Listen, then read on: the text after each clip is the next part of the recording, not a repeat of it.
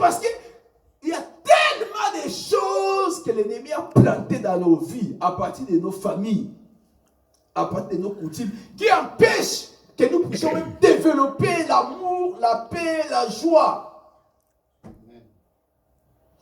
Si nous ne parvenons pas à développer ces choses-là, il nous sera difficile même à vivre le bonheur des choses de ce monde.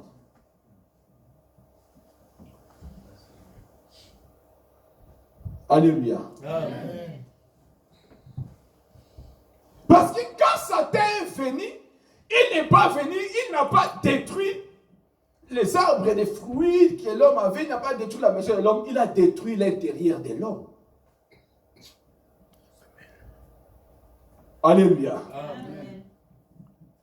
Satan n'a pas détruit les choses matérielles, il a détruit l'intérieur de l'homme. Il a mis sa sémence dans le cœur de l'homme. Et la sémence de Satan a amené l'homme à quitter l'endroit où il était pour l'endroit de souffrance. Le peuple d'Israël qui ont manqué Canaan. Canaan était là, les richesses étaient là, les maisons étaient là. Tu vois, Canaan, la Bible dit quoi?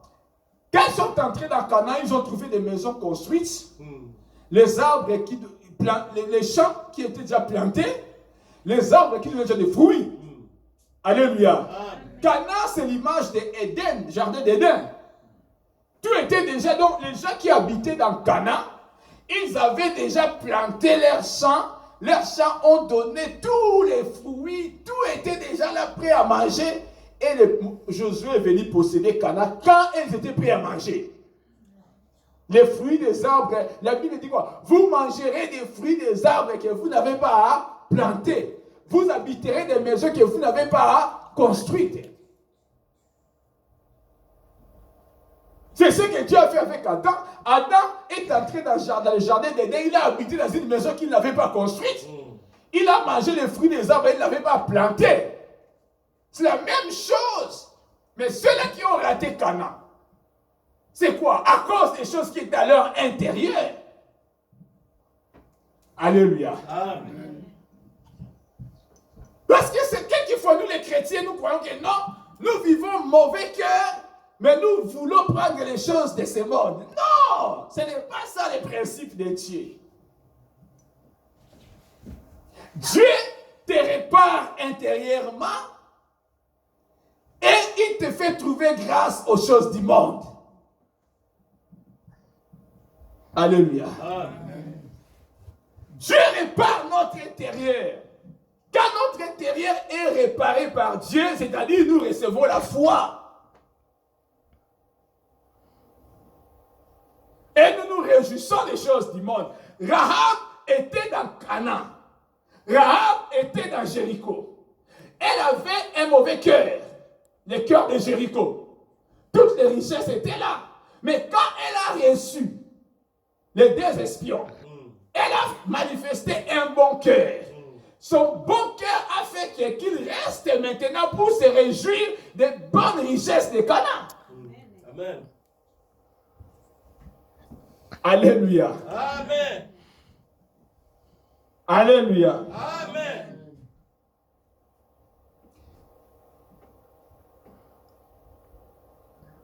Dieu nous a tout donné à Jésus-Christ.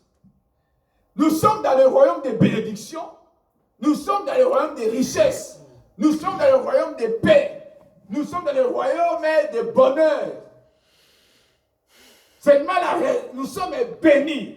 La responsabilité revient maintenant à l'homme, à nous, parce que Dieu nous a établis chefs sur la terre. Alléluia. Amen. Même les arbres ont été faits par la terre, comme a prêché ma mère Esther.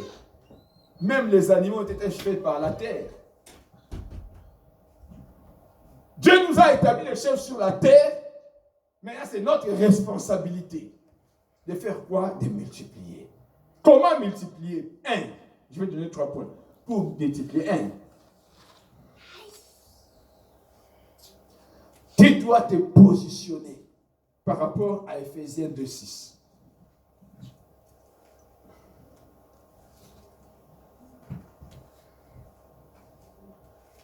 Tu dois positionner ta vie de chaque jour par rapport à Ephésiens 2:6.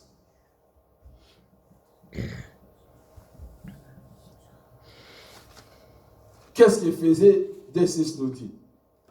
Il nous a ressuscités ensemble et nous a fait asseoir ensemble les lieux célestes en Jésus-Christ. Alléluia. Amen. Alléluia. Amen. Je vais donner ces 3 points. Comment tu peux multiplier ce que Dieu t'a déjà donné, ce que Dieu a planté dans ta vie. Nous devons multiplier l'amour. Nous devons multiplier la paix. Nous devons multiplier notre argent. Nous devons multiplier ce que nous sommes déjà. Ephésiens 2:6. Ephésiens chapitre 2, verset 6. Il nous a ressuscités ensemble et nous a fait asseoir ensemble les lieux célestes en Jésus. Tu dois toujours savoir que toi, tu n'es pas quelqu'un d'ordinaire. Tu dois toujours te positionner, savoir chaque jour que moi, je suis assis dans les lieux célestes en Jésus-Christ. Donc mon esprit n'est pas maudit. Mon esprit est avec Jésus-Christ. Alléluia. Amen. Alléluia. Amen. La vérité de ma vie, moi je suis ensemble avec Jésus-Christ.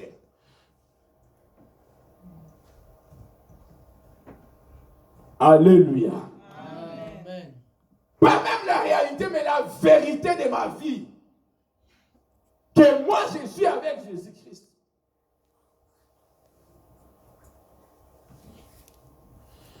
Il y a des chrétiens qui vivent, ils s'anéantissent eux-mêmes par rapport aux circonstances.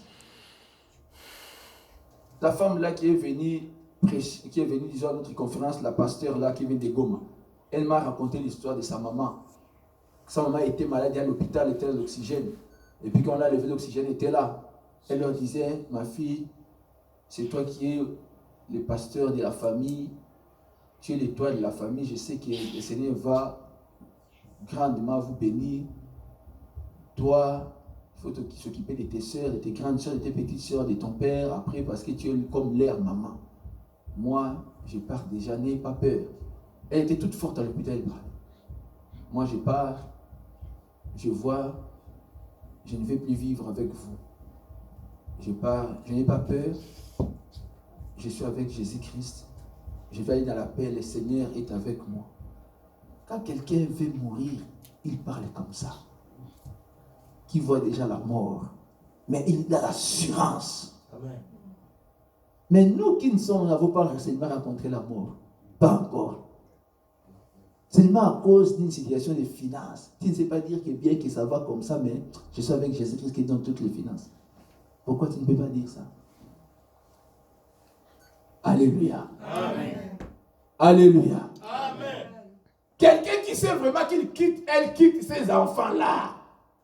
Tes enfants que tu as mis au monde, tu les vois comme ça, tu leur parles comme ça.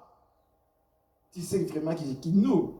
Quand tu es arrivé, tu penses, mon fils, ma fille va rester avec qui? Qu'est-ce qu'ils vont devenir? Ah, tu as des larmes qui coulent à côté. Tu réalises que tu seras, on va te mettre dans un cercueil, on va t'enterrer. Tu réalises, oh, mon argent là, ma voiture, oh, ma maison, les choses que j'ai fait, maintenant j'ai fait pour rien. Tous ces gens-là que j'ai envoyé des choses en Afrique. Tu vas penser, si Jésus te plaît, tu oublies que Jésus-Christ est avec toi. Tu vois quelqu'un qui développe cette confiance, cette assurance. Et il dit que je pars chez Dieu. Ne vous en faites pas, ne me pleurez pas. Moi, je pars chez Dieu. Je crois en Jésus. Donc, regardez cette assurance. Alléluia. Amen. Alléluia. Amen. Ce premier point, Ephésiens 2:6, c'est notre assurance du salut. C'est notre assurance de bénédiction. C'est notre assurance même de la prospérité. C'est notre assurance des richesses. C'est notre assurance de l'avenir. C'est notre assurance de victoire. Parce que la Bible dit même que nos vies sont cachées avec Jésus-Christ en Dieu. Amen. Amen.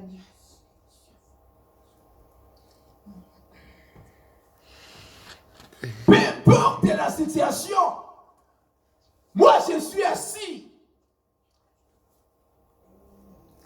avec Jésus-Christ dans le lieu céleste. Et ma vie est cachée avec Jésus-Christ en Dieu. Peu importe les difficultés, les troubles de la vie, bien aimé, ne perdons pas cette assurance.